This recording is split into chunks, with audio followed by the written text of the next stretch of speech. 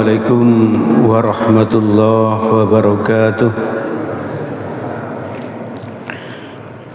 Alhamdulillahi rabbil alamin, alladzi yuhibbul muhsinin wa yarfa'u darajatil muttaqin.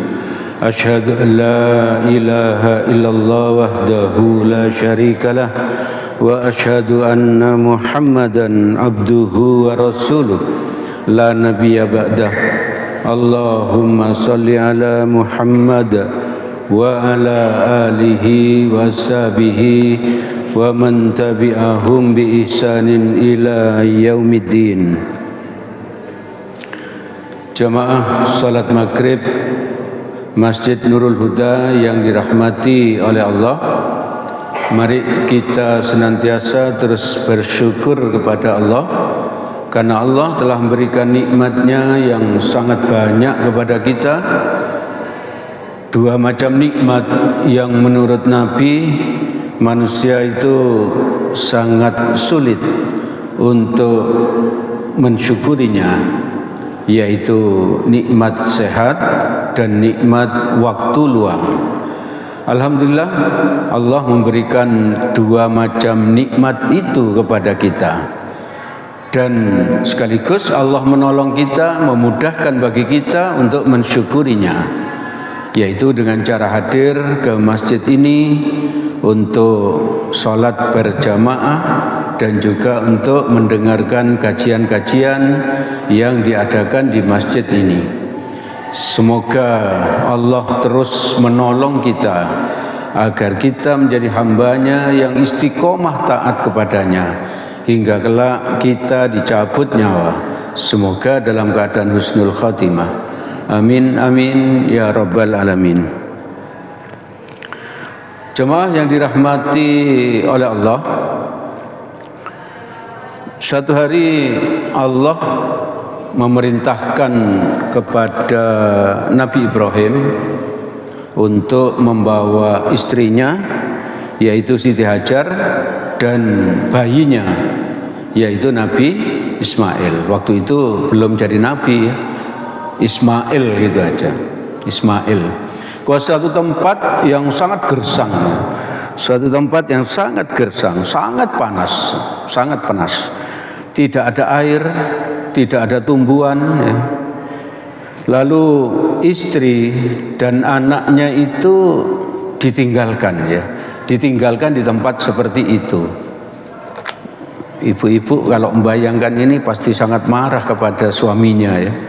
Dibawa ke tempat yang gersang, tidak ada makanan, tidak ada tumbuhan, tidak ada air, lalu ditinggalkan bersama bayinya yang masih balita, ya. Mau ditinggalkan ini. Siti Hajar sampai bertanya-tanya gitu, bertanya-tanya, mengapa suaminya ini kok bisa setega itu, gitu. Hendak meninggalkan dirinya bersama bayinya di tempat yang tidak ada penghuninya sama sekali. Jangankan manusia, burung aja nggak ada, hewan aja nggak ada. Kenapa burung, hewan-hewan yang lain nggak ada? Karena tidak ada air di situ. Tidak ada air, tidak ada tumbuhan. Lalu setelah Nabi Ibrahim itu bergerak mau pergi, Siti Hajar mengikuti dari belakang. Lalu dia bertanya kepada Ibrahim, wahai Ibrahim, hendak kemana kamu? Pertanyaan yang sangat wajar dari seorang istri yang baru melahirkan bayinya, hendak ditinggal di tempat yang gersang seperti itu. Tempat ini kelak akan bernama kota Mekah, ya, kelak, ya, kelak setelah lama gitu. Lalu Siti Hajar bertanya, apakah engkau tega meninggalkan saya dan anakmu di tempat seperti ini? Tidak ada seorang manusia pun, tidak ada kehidupan, tidak ada air, dan tidak ada makanan. Air yang ada itu hanya bekalnya mereka, ya. Makanan yang ada itu hanya makanan mereka. Nabi Ibrahim tidak menjawab, ya. Nabi Ibrahim tidak menjawab. Lalu Siti Hajar bertanya lagi. Nabi Ibrahim tetap tidak menjawab. Karena diulang-ulang pertanyaannya dan tidak dijawab, Maka Siti Hajar mengubah pertanyaannya, diubah begini, wahai Ibrahim, apakah engkau melakukan ini karena diperintah oleh Allah? Maka Nabi Ibrahim menoleh dan dia bilang iya gitu. Hanya sepatah kata itu saja, iya gitu. Dan coba kita lihat ini, terutama ibu-ibu, jawaban dari Siti Hajar ini luar biasa ya, luar biasa ya. Jika demikian, maksudnya jika ini memang perintahnya Allah, pastilah Allah tidak akan menyia-nyiakan kami gitu.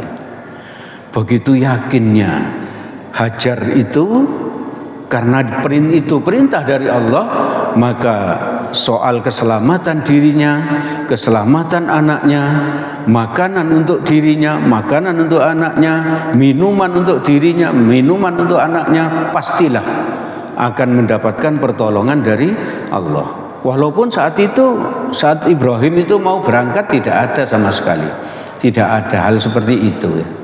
Jadi begitu yakinnya Siti Hajar.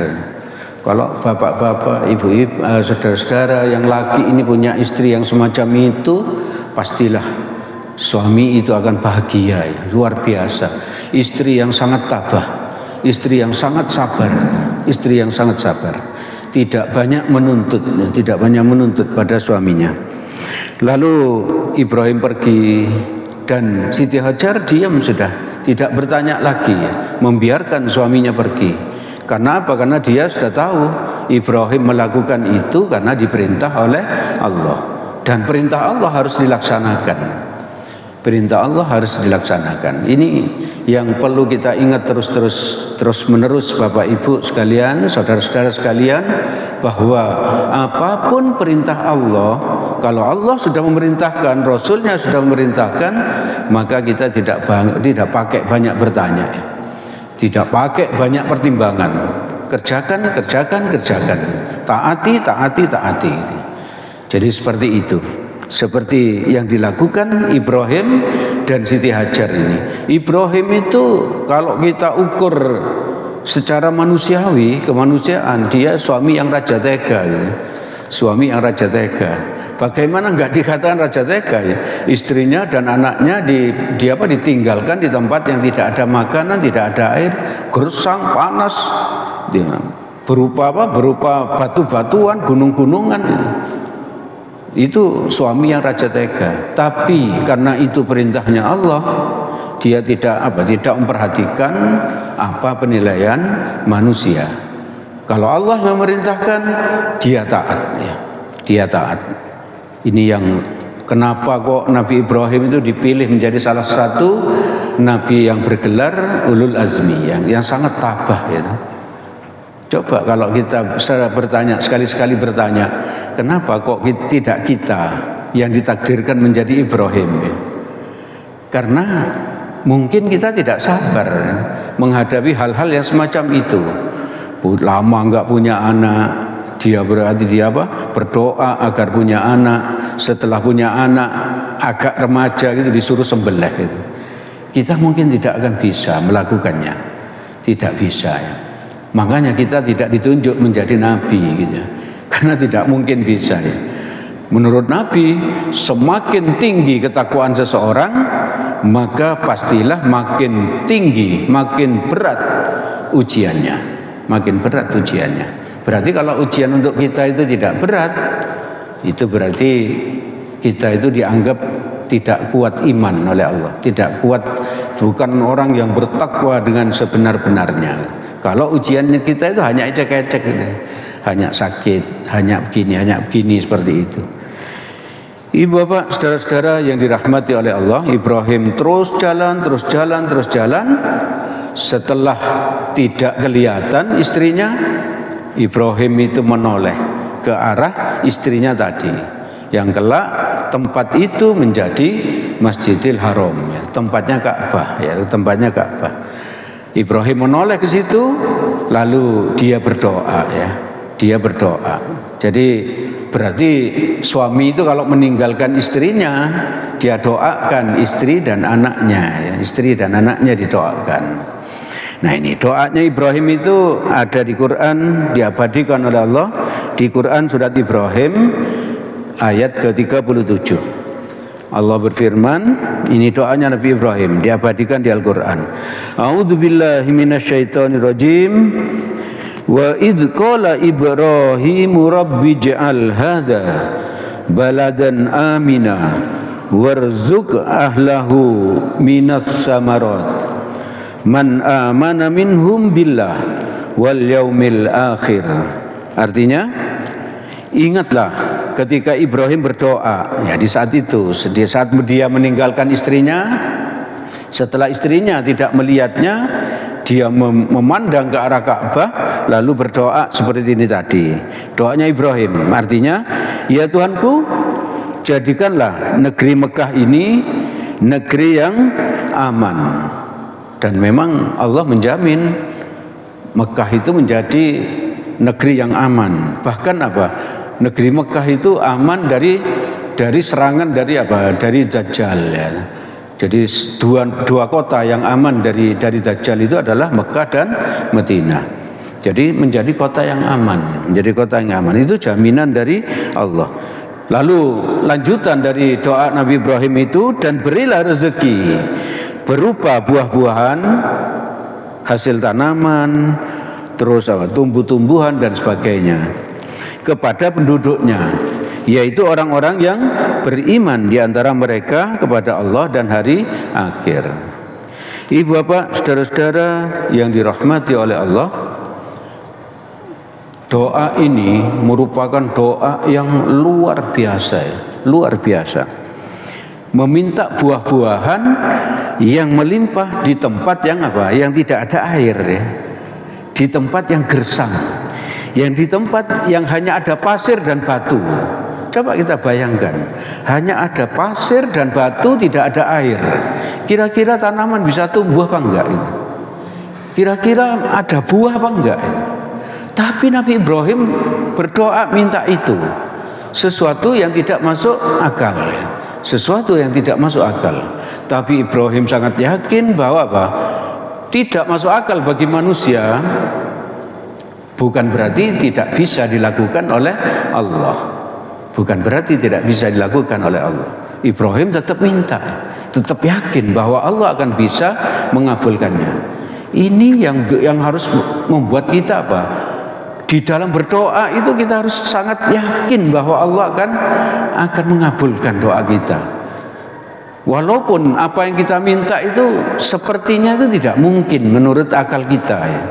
Tapi kita jangan pernah meremehkan kekuasaannya Allah. Seperti yang dilakukan Ibrahim tadi. Di tempat yang sangat panas, di tempat yang sangat kering, dia berdoa agar diberi tumbuh-tumbuhan.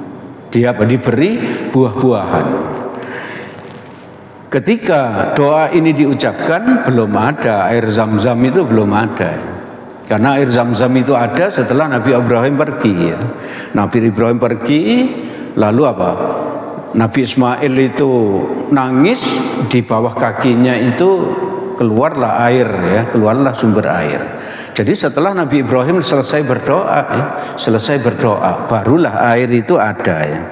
Andaikan waktu Nabi Ibrahim itu berdoa, air Zam-Zam sudah ada, ya sudah pasti ya. Nabi Ibrahim itu yakin akan ada tumbuhan karena ada air ya, karena ada air. Ibu bapak, saudara-saudara yang dirahmati oleh Allah, ibu bapak yang pernah umroh, pernah haji, tentu tahu ya, di Mekah itu sangat banyak, sekarang ini sangat banyak buah-buahan. Apel melimpah ya, jeruk melimpah. Buah apa saja ada ya. Bahkan hatinya pisang itu ada ya di sana ya, hatinya pisang ada. Saking melimpahnya ya. Saking melimpahnya buah-buahan di Mekah. Bahkan lebih banyak dengan di tempat kita ini, lebih banyak dibandingkan dengan di tempat kita, apalagi dengan di rumah kita ya. Ya, di rumah kita barangkali cuma ada jeruk, itu pun jeruk yang kualitas tidak baik gitu ya. Karena sebab kalau kualitas yang baik itu mahal, itu mahal. Jadi semuanya itu berkah dari apa? Doa dari Nabi Ibrahim. Kenapa Nabi Ibrahim itu doanya dikabulkan Allah? Karena itu tadi ya, sudah diceritakan di awal bahwa apa? Nabi Ibrahim itu orangnya beriman, orangnya bertakwa dan sangat taat kepada Allah. Sangat taat kepada Allah. Kalau ada perintah dari Allah tidak pakai mikir ya. Tidak pakai mikir, langsung kerjakan. Nah, berarti kalau doa kita ingin segera dikabulkan Allah, lakukan seperti apa yang dilakukan Ibrahim ya. Lakukan seperti yang dilakukan Ibrahim. Berislam, bertakwa dan sangat taat terhadap apa? Perintahnya Allah dan Rasul. Tidak pakai apa? Tidak pakai nawar, tidak pakai nawar. Disuruh baca Al-Quran, ya kita baca ya. Disuruh taraweh, ya kita taraweh seperti yang kita lakukan kemarin. Disuruh apa? Disuruh tahajud, ya kita tahajud semampu-mampu kita gitu. Dan seterusnya ya. Kita tidak pakai nawar.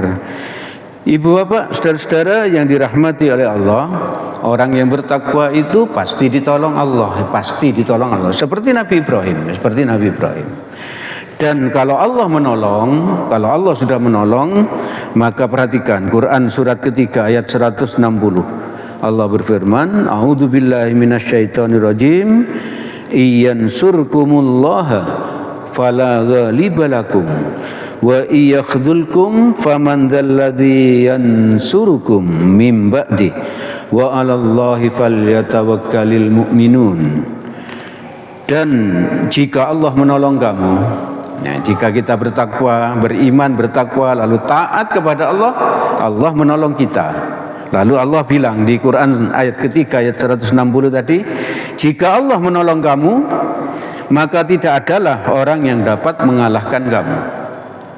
Loh, kenapa kita kok masih sering kalah? Karena Allah belum menolong kita secara total. Karena Allah belum menolong kita secara total. Kalau Allah sudah menolong kita, ini jaminannya, maka apa? Tidak ada yang bisa mengalahkan kamu. Lalu lanjutan ayatnya, jika Allah membiarkan kamu tidak memberi pertolongan, maka siapakah yang bisa menolongmu? Jadi Allah seolah-olah itu apa? Akan bilang kepada kita, kalau kamu minta tolong ke lain selain aku, kata Allah, tidak mungkin akan bisa menang, tidak mungkin akan bisa menang. Hanya dengan pertolongan Allah lah kita akan bisa menang. Ibu bapak, saudara-saudara yang dirahmati oleh Allah, perlu kita pikirkan atau kita renungkan, mengapa waktu itu Nabi Ibrahim kok minta buah-buahan gitu. Kenapa kok Nabi Ibrahim kok minta buah-buahan? Maka kalau kita pikirkan dengan seksama, justru dengan minta buah-buahan itu menunjukkan apa? Bahwa Nabi Ibrahim itu sangat cerdas gitu. Sangat cerdas. Mengapa kita bilang sangat cerdas? Karena kalau secara akal, harganya buah-buahan itu di atasnya apa? Di atasnya harga gandum, di atasnya harga beras ya. Dan buah-buahan itu bagi kebanyakan orang itu merupakan kebutuhan kedua ya, kebutuhan kedua. Jadi setelah makan itu beres, urusan makan beres, barulah kita apa? Membeli buah-buahan gitu. Itu artinya apa? Orang yang bertakwa itu akan mendapatkan balasan dari Allah berupa buah-buahan. Tidak hanya sekedar makan ya. Berarti di atasnya makan ya. Di atasnya makan, yaitu apa? Rezeki buah-buahan. Nah, itu berarti apa? Kalau di rumah kita sering ada buah-buahan, itu berarti apa? Kita harus bersyukur kepada Allah. Harus bersyukur kepada Allah. Jadi tidak pakai kita itu apa? Pakai ini mengeluh dan sebagainya. Kalau kita sering memakan buah-buahan. Karena apa? Karena kita sudah makan buah-buahan berarti apa? Urusan perut sudah beres ya. Urusan perut sudah beres ya. Ibu bapak, saudara-saudara yang dirahmati oleh Allah, bagaimana caranya bersyukur? Banyak sekali ya. Berinfak itu berarti bersyukur. Lalu apa kalau kita punya buah diberikan kepada orang lain, itu juga bersyukur gitu. Kita punya makanan apa di rumah kita berikan kepada tetangga, itu juga berarti bersyukur gitu. Bersyukur itu bukan hanya bilang alhamdulillah, tapi memanfaatkan apa yang kita miliki untuk syiarnya Islam. Misalnya berinfak, bersedekah dan lain sebagainya. Dan yang paling dekat dengan kita sekarang ini, kira-kira kurang 40 hari lagi, cara bersyukur kita itu dengan berkorban, ya, dengan berkorban seperti yang disampaikan Allah di Quran surat 108 surat Al-Kautsar ayat 1 dan 2. Allah berfirman, inna a'tayna kal kautsar. Sungguh Allah telah memberi nikmat yang sangat banyak kepada kita. Jadi Allah sendiri yang menyatakan, sungguh Allah telah memberikan nikmat yang sangat banyak pada kita. Nikmat punya tangan, ya, itu nikmat, tangan kanan kiri. Nikmat punya hidung, ada hidung kita menghadap bawah gitu. Coba hidung kita itu dibuat Allah menghadap ke atas gitu. Ya apa kalau kehujanan gitu. Ya, wahing terus gitu. Wahing terus. Alhamdulillah ya. Allah memberikan hidung ini menghadap bawah gitu. Telinga kita ada dua, mata kita ada dua, ada di sini ya, di wajah kita. Coba mata kita ini ditaruh Allah di atas kepala ini, bagaimana caranya kita melihat? Gitu. Kalau Allah mau ya, mata kita pasti bisa Allah naruh di kepala. Buktinya Allah bisa naruh di wajah, ya pasti bisa. Tapi Allah naruhnya di depan sehingga kita melihatnya enak, gitu, melihatnya enak. Nah, kita sering menganggap apa yang ada pada diri kita ini bukan nikmat, ya, itu hal-hal yang biasa, sehingga kita sering tidak mensyukuri nikmat-nikmat yang ada pada diri kita. Kalau sudah sakit katarak, harus operasi, barulah oh iya, berarti penglihatan ini sangat butuh, gitu. Kalau kita sudah sakit diabetes, baru kita menyadari, gitu. Iya, berarti saya ini nggak boleh makan ini, nggak boleh makan ini, banyak sekali pantangannya, gitu. Setelah sakit, baru kita itu menyadari bahwa kesehatan sangat penting. Maka bagi bapak ibu yang masih sehat itu, sekali-sekali kalau hari Minggu itu hari libur, coba duduk di depan IGD, gitu. Duduk di situ 1 jam saja gitu. Sebentar lagi ada ambulan datang, ya. Ada orang nafasnya megap-megap gitu. Sebentar lagi ada lagi yang datang dia habis kecelakaan, nggak bisa, ini sudah setengah hidup setengah mati dan seterusnya. 1 jam saja kan pastilah kita itu menyadari, ya Allah, betul-betul nikmat sehat ini luar biasa. Nikmat sehat ini luar biasa.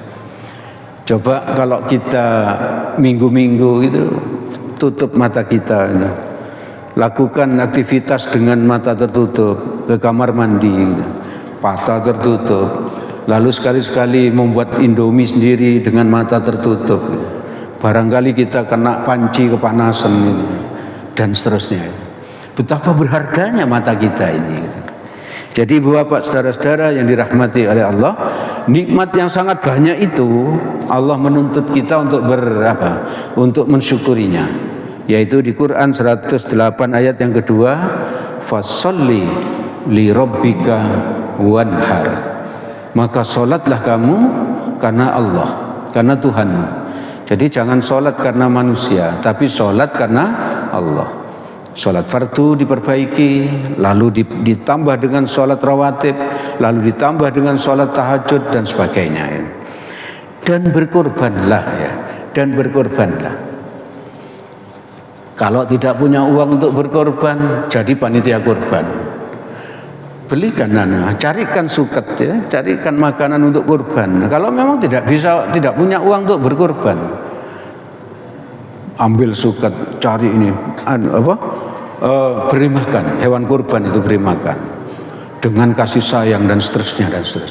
Itulah peran kita untuk hari raya kurban nanti, gitu ya. Kalau punya uang ya berkorban, kalau enggak punya uang ya dengan tadi itu, dengan tenaga kita, dengan pikiran kita, dengan doa kita dan sebagainya. Ibu bapak, saudara-saudara yang dirahmati oleh Allah, kita itu hanya diminta berkorban yang oleh panitia ditetapkan 2,9 juta ya. 2,9 juta kalau patungan sapi dan 3 juta kalau kambing. Hanya itu ya. Kalau punya uang itu tidak berat ya. Kecuali kalau memang tidak punya ya. Kalau tidak punya ya tidak apa-apa tidak berkorban, memang nggak punya itu. Terus kalau sudah sudah punya uang tapi tidak mau berkorban, hati-hati dengan ancaman dari Allah di dalam hadis, ada ancaman dari Nabi di dalam hadis yang sering saya baca. Barang siapa yang punya uang untuk berkorban tapi dia tidak mau berkorban, maka jangan dekat-dekat ke tempat sholatku, kata Nabi. Jadi kita nggak boleh datang ke tempat sholatnya Nabi ya. Kita tidak boleh datang ke masjid ya. Kalau kita punya uang dan tidak mau berkorban. Alhamdulillah, ibu bapak, saudara-saudara yang dirahmati oleh Allah, jamaah Masjid Nurul Huda ini sudah ada banyak sekali yang sudah mendaftar untuk berkorban. Semoga terus bertambah, dan semoga Allah memudahkan bagi kita untuk bisa berkorban setiap tahun. Amin amin ya rabbal alamin. Itu yang bisa kami sampaikan pada kesempatan malam ini. Segala yang baik dan benar semuanya berasal dari Allah Subhanahu wa taala. Semoga ada manfaatnya bagi kita. Semoga Allah menolong kita agar kita ini menjadi seorang yang tabah setabah Nabi Ibrahim, orang yang taat setaat Nabi Ibrahim, dan menjadi orang yang siap untuk melaksanakan perintahnya Allah. Amin amin ya rabbal alamin. Apabila ada salahnya saya mohon maaf sebesar-besarnya. Mari kita tutup majelis ini dengan berdoa kafaratul majelis. Subhanakallahumma wa bihamdik asyhadu an la ilaha illa anta astaghfiruka wa atubu ilaik. Assalamualaikum warahmatullahi wabarakatuh.